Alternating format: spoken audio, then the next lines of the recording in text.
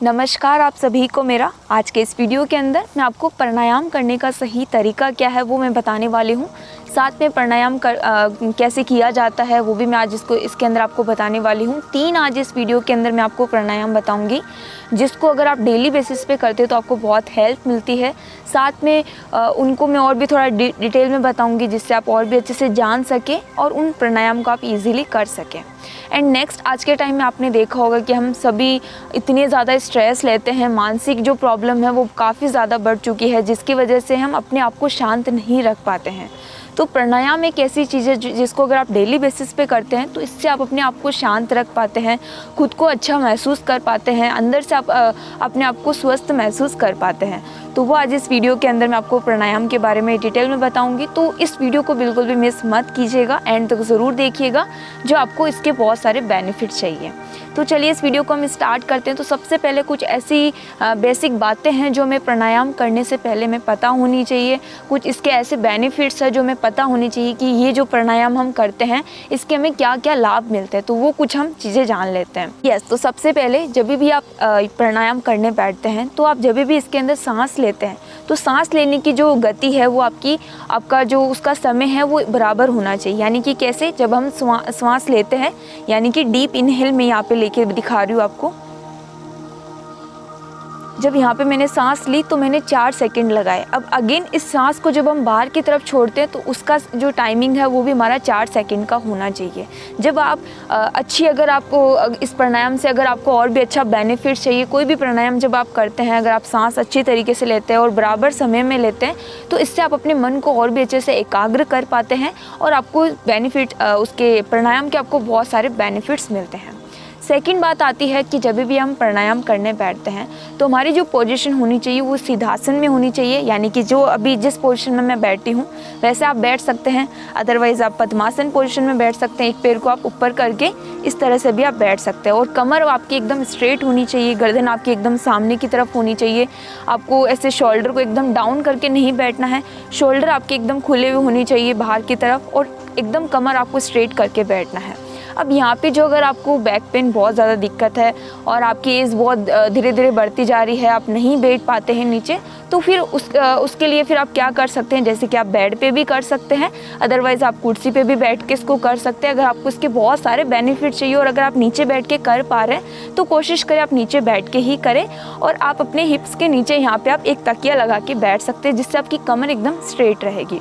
तीसरी चीज़, जब भी आप प्राणायाम करने बैठें तो आप कोशिश करें कि ऐसे शांत और शुद्ध वातावरण में बैठें जहाँ पे आप अपने आप को फील कर पाए, अपनी सांसों पे आप पूरी अच्छी तरीके से फोकस कर पाए। तो आप अगर आपके आसपास कोई गार्डन है तो वहाँ पे जाके ज़रूर आप करें, इससे आपको बहुत सारे बेनिफिट्स मिलेंगे। एंड नेक्स्ट चीज़, आपको जब भी हम प्राणायाम करते हैं इसको आपको खुश होकर करना है। आपके चेहरे पर एक मुस्कान होनी चाहिए और अंदर एक पॉजिटिविटी होनी चाहिए जिससे आपको इसके बहुत सारे बेनिफिट्स मिलेंगे। अब नेक्स्ट जो चौथी बात आती है जो हमें ध्यान रखनी होती है कि जब आप प्राणायाम करो तो आप कोशिश करो कि खाली पेट ही आप इसको करो और मॉर्निंग में सूर्योदय के बाद आप इसको करो, तो इसके आपको बहुत सारे बेनिफिट्स मिलेंगे। एंड एक चीज़ आपको और यहाँ पे ध्यान रखनी है, काफ़ी लोग क्या करते हैं कि जैसे सुबह प्राणायाम किया उसके बाद वो खाना खा लेते हैं। तो यहाँ पे आप जैसे आपका प्राणायाम कंप्लीट होता है उसके बाद आपको एटलीस्ट आधे घंटे के बाद ही आपको खाना खाना है। और जो अगर आप जैसे कि दोपहर में अगर आप खाना खा रहे हो उसके बाद अगर आप प्राणायाम कर रहे हो तो उसमें भी आपको ध्यान रखना है एटलीस्ट 4 घंटे का आपको गैप लेके फिर ही आपको प्राणायाम कंप्लीट करना है। एंड अभी हम नेक्स्ट जान लेते हैं इसके बेनिफिट्स के बारे में। तो इसके क्या क्या बेनिफिट है। सबसे पहले तो जो अगर आप प्राणायाम करते हैं तो ये क्या काम करता है, आपके श्वास को कंट्रोल करके रखता है। यानी श्वास की जो गति है, जो हम आज के टाइम में बहुत ज़्यादा स्पीड में सांस लेने लगे, तो जो अगर आप डेली बेसिस पे प्राणायाम करते हैं तो इससे आपकी श्वास की गति कंट्रोल होती है। सेकंड, ये आपके तीनों जो दोष होते हैं, वात, पित्त एंड कफ, इन तीनों दोष को ये कम करता है। अगर आप इसको डेली बेसिस पे इन प्राणायाम को करते हो तो ये बहुत हेल्प करता है। नेक्स्ट, आपने देखा होगा कि जैसे जैसे एज बढ़ती जाती है हमारी बॉडी के अंदर ऑक्सीजन की कमी हो जाती है और जिसकी वजह से हम प्रॉपर तरीके से श्वास नहीं ले पाते हैं।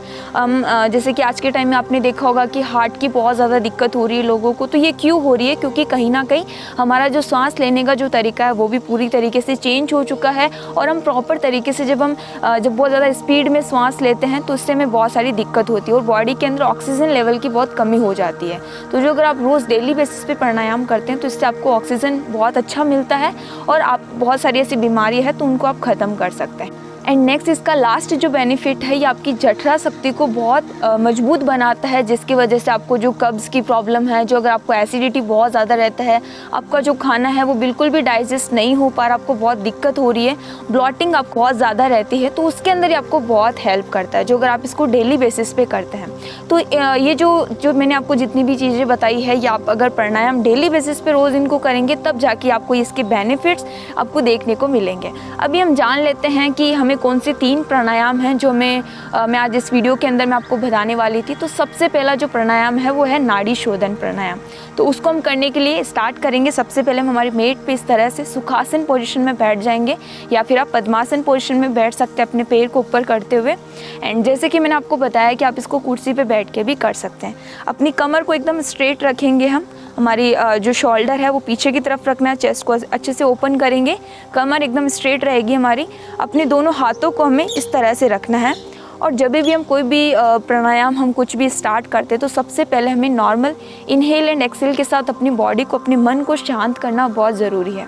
तो हम सबसे पहले स्टार्ट करेंगे नॉर्मल इनहेल एंड एक्सेल के साथ, बॉडी को रिलैक्स करते हुए। Deep inhale and exhale, deep inhale and exhale, deep inhale and exhale। पूरी बॉडी को रिलैक्स करते हुए अब हम नाड़ी शोधन का प्रयास करेंगे। तो उसके लिए हम क्या करेंगे, सबसे पहले वायु मुद्रा बनाएंगे, यानी कि हमारी जो 2 अंगुलियां है ये हमारे फॉरहेड पे रहेगी। अंगूठा हमारा सबसे पहले राइट नॉस्ट्रल को हमें बंद करना, लेफ्ट से हमें सांस लेना है, लंबा सांस लेना है और सांस को आपको इसके अंदर ध्यान रखना है। जब आप सांस ले रहे हो तो उसकी गति एकदम धीरे होनी चाहिए, एकदम स्पीड में आपको सांस नहीं लेना, धीरे धीरे करते करते सांस लेना है, फिर उसको वहीं पे आपको होल्ड रखना है, यानी कि सांस भर के आपको वहीं पे होल्ड रखना है। जब हम होल्ड रखते हैं तो इसको हम कुंभक बोलते हैं, तो वो आपको करना है। होल्ड रखने के बाद जितनी देर आप होल्ड रख पाते हैं, एटलीस्ट कोशिश करें आप 7 से 8 सेकंड तक आप उसको होल्ड रखें। होल्ड रखने के बाद वापस आपको लेफ़्ट साइड से ही धीरे धीरे करते करते सांस को बाहर की तरफ छोड़ना है। तो इसको आप मेरे साथ कंटिन्यू प्रयास करेंगे। तो चलिए हम स्टार्ट करते हैं। सबसे पहले हम इस तरह से मुद्रा बनाएंगे हाथ की, अपने राइट नॉस्ट्रल को हम सबसे पहले बंद कर लेंगे, लेफ्ट साइड से हम सांस को अंदर की तरफ लेंगे, स्लोली स्लोली हमें सांस लेना अंदर की तरफ, अपने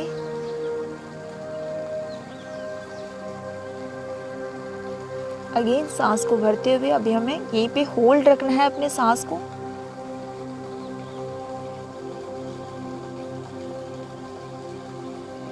अगेन स्लोली स्लोली सांस को बाहर की तरफ छोड़ना है।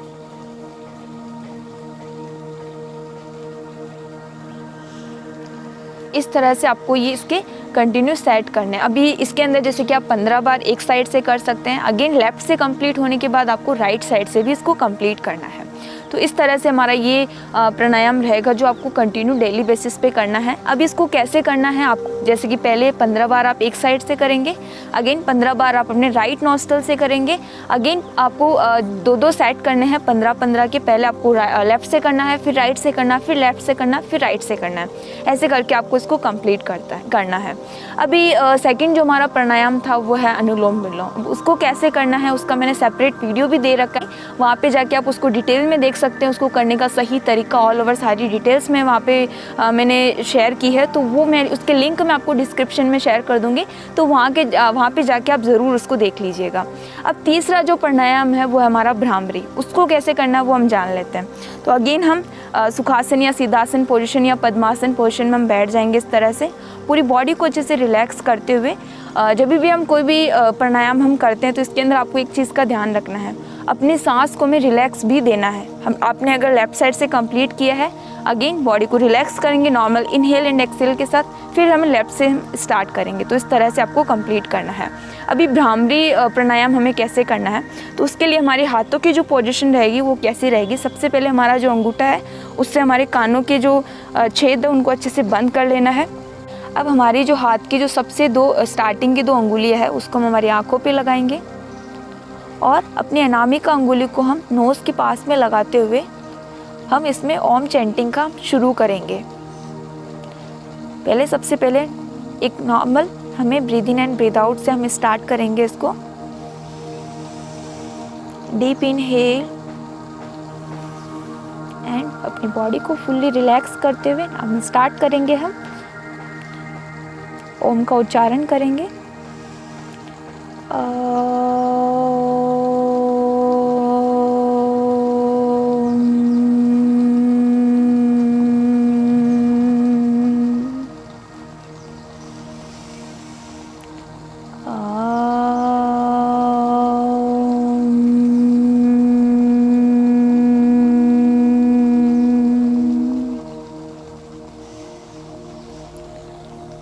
इस तरह से आपको ये कंप्लीट करना है। अब इसके अंदर जो मैं की जो ध्वनि है उसको आपको अंदर से अच्छे से फील करना है। उसको जितना हो सके मैं को आपको एकदम लंबा लेके जाना है, जिससे उसकी जो वाइब्रेशन है वो आप अपने अंदर फील कर पाए। एंड ये जो प्राणायाम है ये आपको बहुत ज़्यादा हेल्प करेगा। अगर आपका बीपी बहुत ज़्यादा हाई है तो उसके अंदर आपको ये हेल्प करेगा। एंड अगर आपको कोई भी मानसिक जो कोई प्रॉब्लम है, जैसे कि आप बहुत ज़्यादा स्ट्रेस लेते हो, आपको डिप्रेस की कोई प्रॉब्लम है, तो उसके अंदर आपको ये बहुत हेल्प करेगा। एंड अगर आपका हार्ट हेल्थ की भी आपको दिक्कत है तो उसके अंदर भी आपको ये प्राणायाम हेल्प करेगा।